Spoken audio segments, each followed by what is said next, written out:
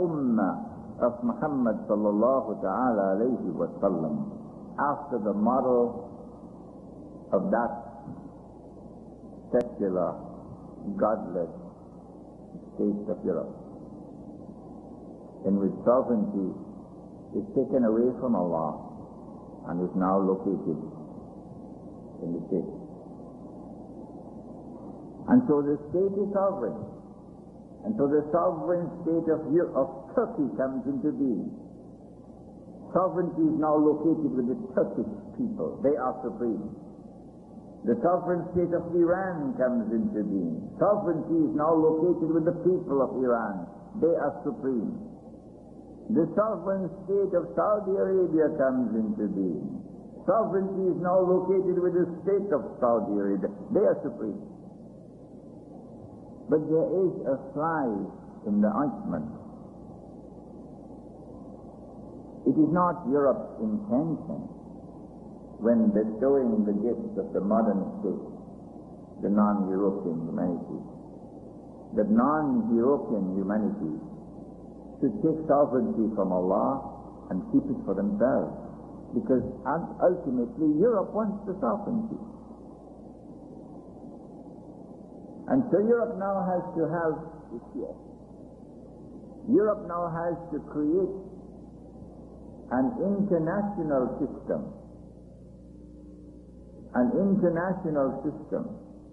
which will bring all these so-called sovereign states of non-European humanity under European control. That's the world order that's coming into being. And they were doing it under the very nose of Iqbal. They couldn't get away with him. They're getting away with us, but they couldn't get away with Iqbal. No, not Iqbal. They brought into being something called the League of Nations. The only reason why they did not succeed with the League of Nations in achieving their objective was because the Jews had not as yet taken sufficient control over the United States of America. And so the United States stayed out of the League. But Europe created the League. And Iqbal had a nose with which he could smell a rat. Many of us have lost that capacity now.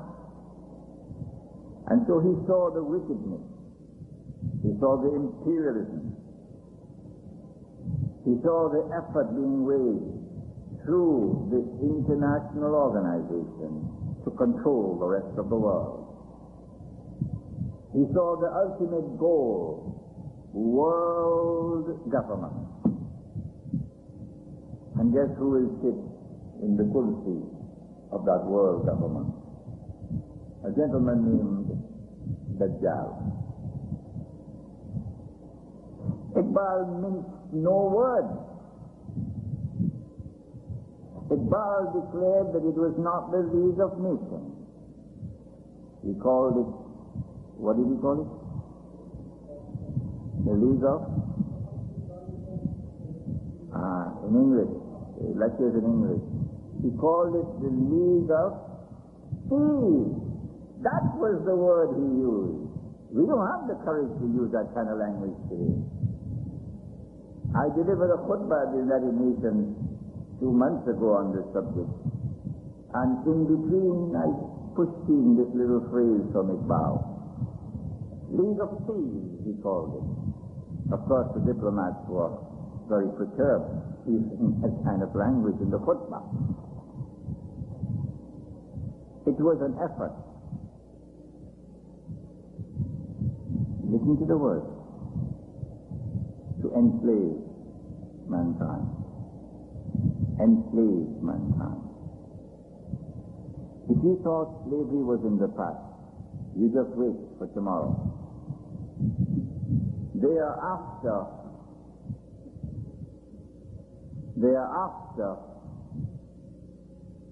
are pursuing an effort to enslave all mankind in a new sophisticated form of slavery. operate by way of deception. They got a PhD in deception. The road to heaven, and they'll make it look as though it is the road to hell. And the road to hell itself, and they'll make it look as though it is the road to heaven. You know how many Malaysian young men and young women must be furious now that Michael Jackson is not being allowed to have a concert in Kuala Lumpur? You know how the Tunisian youngsters must be delighted that Michael Jackson gave a concert in Tunisia? The road to hell is made to look like the road to heaven itself. And so the League of Nations collapsed because the U.S. stayed out of it. The League of Nations came into being after the First World War, and it was created by the victors of the First World War. It excluded the Ottoman Empire, because the Ottoman Empire was defeated in the First World War. It is an exclusively European club, the League of Nations. And now comes the Second World War. And at the end of the Second World War, they make a second attempt. But this time, the moment is right. The Jewish control over the United States of America is now blossomed. And so now the United States of America now enters, and the United Nations organization is created. The same purpose, the same methodology, and it's still the same League of Peace. It creates organs, this United Nations organization. Amongst its organs, the supreme one is the Security Council. The Charter of the United Nations Organization is a document which should be put into every Darul Ulum.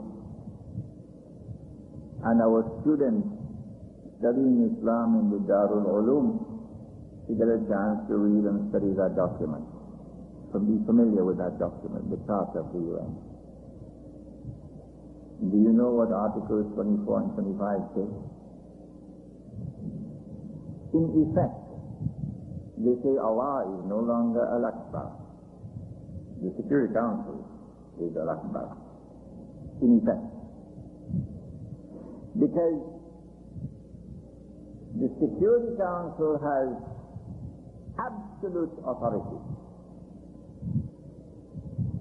in all matters pertaining to international peace and security.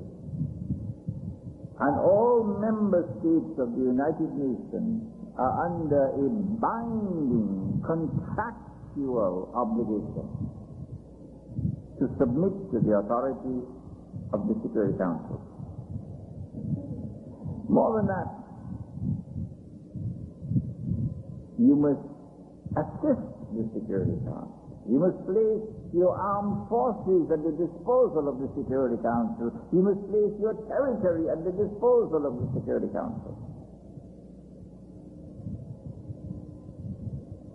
Number one, there's a conflict here between obligation under the Sharia and obligations under the Charter.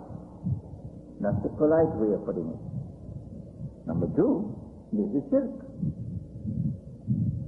If the Security Council is recognized as the sovereign, possessing absolute sovereignty, forget about the sovereignty of the state.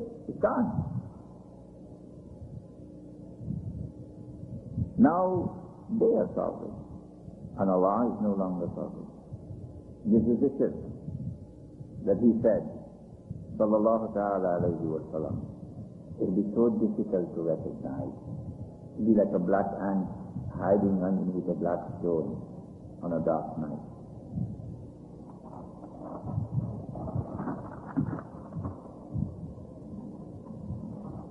In the Security Council,